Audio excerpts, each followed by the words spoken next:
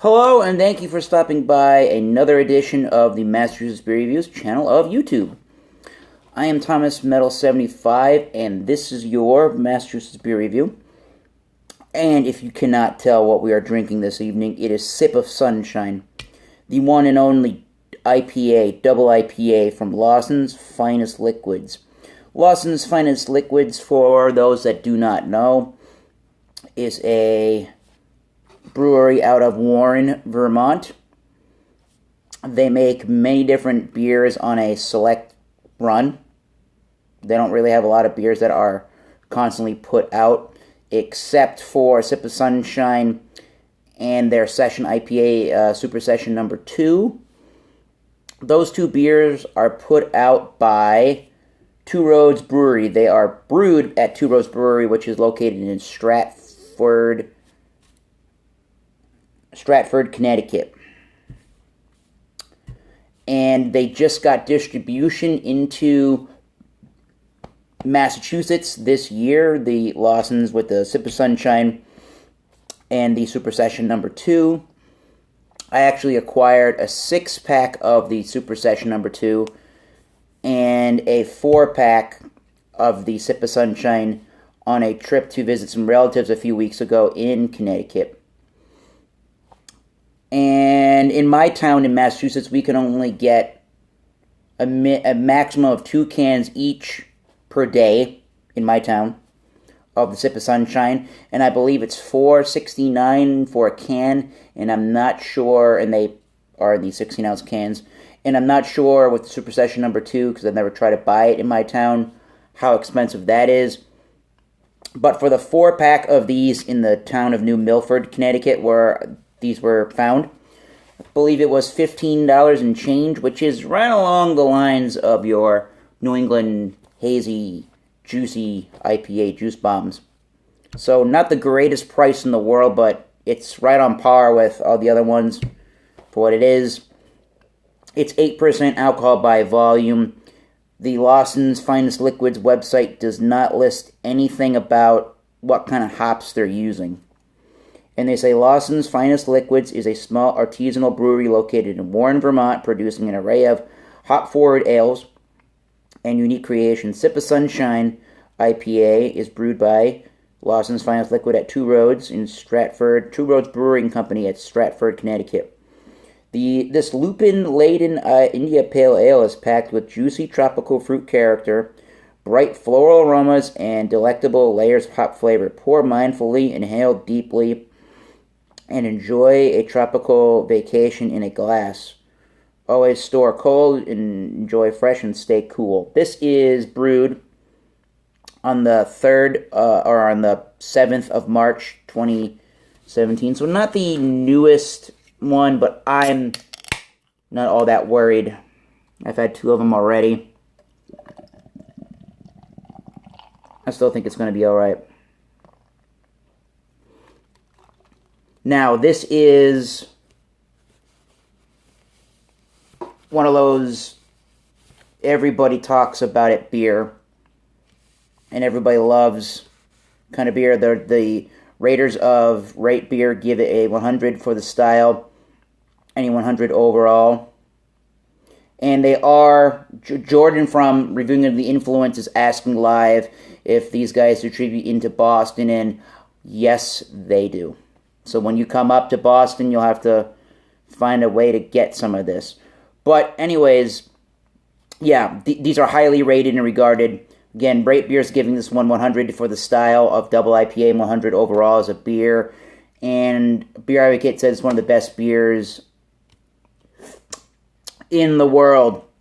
And I was on a video review with, or video just chat with Tom of The Beer Whisperer on his page the Saturday, and on there was the Pennsylvania Brew News with Rod J from Rod J's Beer Ventures, and I believe it was Tom the Beer Whisperer that asked about, you know, how I rate beers, if I'm going to give it a higher rating just because it's a hyped up beer, and I'm going to give this thing a fair rating. I love these style of beers, but I'm going to give this thing a fair rating without any preconceived judgment.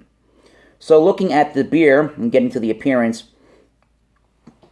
if I look at it in some light, it's got a light copper orangey tinge to it, but it's definitely your typical New England style IPA looking haze to it. It does have a lot of carbonation. It's pretty hazy and has that bone white looking head, but just a little bit more copper and orange than your typical American New England IPA or double IPA.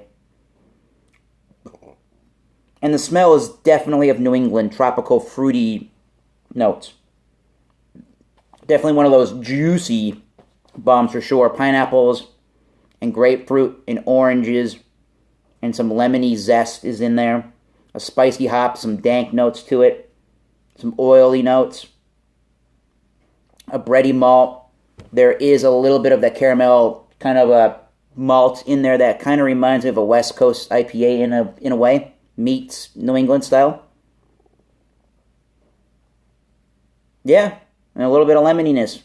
Let's taste it on camera. Cheers. Sip of sunshine. Cheers, guys.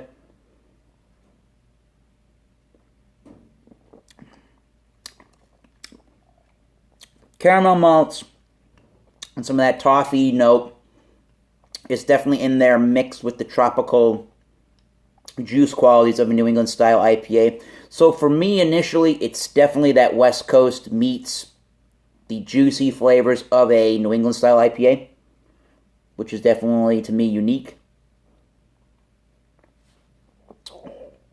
Again, there's a light toasted caramel malt. There's some bready notes to it. There's some biscuity notes to it.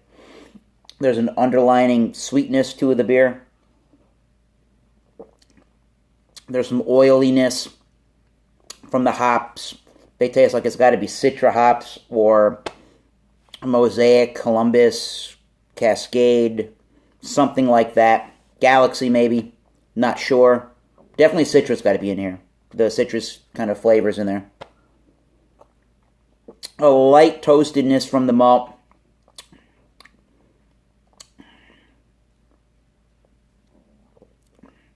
I'm trying to describe the bitterness. There's definitely a big bitterness. It's got to be, I don't know where it is, between 70 and the 80s, maybe. I know it's a big range in the IBUs. There's definitely some pininess in there. There's definitely a spiciness. The hop oils linger around for a while. And the big notes are between the bready, toasty caramel notes and those tropical fruit notes of pineapple and grapefruit and orange and some lemon peel. There is an earthiness to it as well, I'm getting. I mean, the mouthfeel, let me get to that. The mouthfeel is on the high side of medium. It's got some viscosity to it. You can tell that there is 8%. It's not overly boozy at all, but you can tell it's a heftier beer for sure. It's very dry after a couple of seconds. It's not bone dry like a dry hopped Fort Point Pale Ale from Trillium. Nothing like that. Definitely has those darker, dank, hoppy bitterness notes to it. Definitely for sure in the oily department. Definitely makes you pucker towards the back of the throat. It gives you that punch of the bitterness. So it is more bitter to me than some of these New England style IPAs are. I guess it could be refreshing, although for me personally, I like the Super Session number 2 a lot better. That's 4.8. This is 8%. Easier to drink. And for me, the Super Session number 2, and I actually did review that on this channel. For me, the Super Session number 2, reminded me much more of a New England style IPA than this. I had much more of a just straight up juice bomb kind of flavor. It was a lot paler in the appearance and definitely in the flavor. Had a bigger biscuity or malty flavor. This one's heavier. This one has those, again, those caramel toasted notes, toffee notes of a West Coast IPA, but with some of the tropical notes of a New England style IPA. So that's your game with the bigger heft in the mouthfeel. And just a little bit of a booziness. Not a huge amount, but just a little bit. Then Sip of Sunshine is with you. Now, 100 out of 100. And one of the best beers on planet Earth. I don't think I could say that. Not me. I'd rather drink Congress Street IPA, Heady Topper, Super Session number 2, some Ballast Point beers I would rather drink than this. But it's nice to try this beer. It's nice to know what you're getting into when it comes to this beer. And like I said, Tom the Beer Whisperer did ask me about rating of the beers. It was either Tom or Paul from Pennsylvania Brew News. If I rate beers according to their hype, giving them really high ratings just due to the hype. And with this particular beverage, the hype, it's a great beer. Don't get me wrong on that, but I cannot rate it. I cannot rate it astronomically high based on the hype, because my personal preference is to seek different IPAs than this. Although, great choice for when I have an IPA fix and I want a little bit higher alcohol and mouthfeel. So I'm going to have to give it, I'm just going to give it 83 for me, I guess. Not quite the B80, not quite a 80. Yeah, I guess I'll give it that high B range. Yeah, 83 is fine. It's not quite my favorite IPA in the world, for sure.